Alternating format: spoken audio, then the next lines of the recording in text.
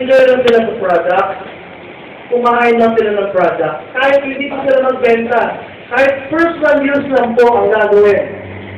Mag-invite tayo na nakilala natin na personal use, at the same time po, mag-libre na po, magiging libre na po yung iinumin natin na quantum intact. Okay ba yun? Eh kung makikita kayo, example 100 lang po yan, times 20, ilang libo po yan?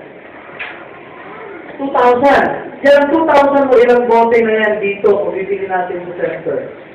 Di ba, marami na yan. 3, 4, di ba? So, ang maganda dito, ma'am sir, sa 6 level, 7, 8, 9, 10, hanggang 15th level po yan. Hanggang 15th level, magkano? Meron kang additional 10 pesos bawat bote. Palakpakan po natin yung sistema natin. And alam niyo po, malaki po ang naitutulong nito. No? Kung malaman niyo lang po yung sistema, kung maranasan po ninyo yung kitaan, kumikita po kami ngayon, na humigit kumulang, sumobra. Humigit kumulang, sumobra. No, more or less, mga more. No, kumala. So, talagang marami. Ito, pwede kayong kumita 60,000 per month, pwede kayong kumita 100,000 per month.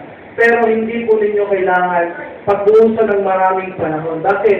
Ang gagawin lang po natin, dapat user po yung dalawa ninyo. Ang dalawa ninyo, maghanap din sila ng dalawang user. Napakasimple lang.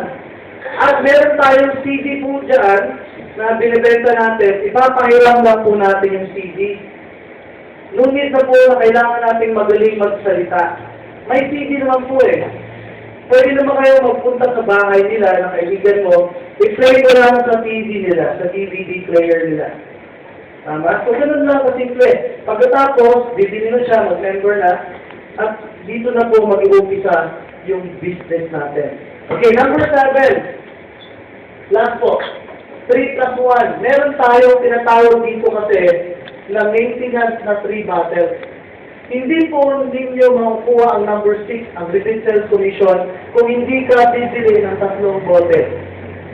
So, lahat po ng downline mo, bibili ng 3 bote, hindi ka pwede kikita. No, hindi pwede hindi ka kikita isang buwan. Bakit? Kasi ang mga tao mo sa ilalim, bibili talaga yan ng 3 bote. Ngayon, pag sila ay bibili, 1st to 10th day of the month, ano pong mangyayari? Yan po ang tinatawag namin na early maintenance. Pag bibili ka ng 3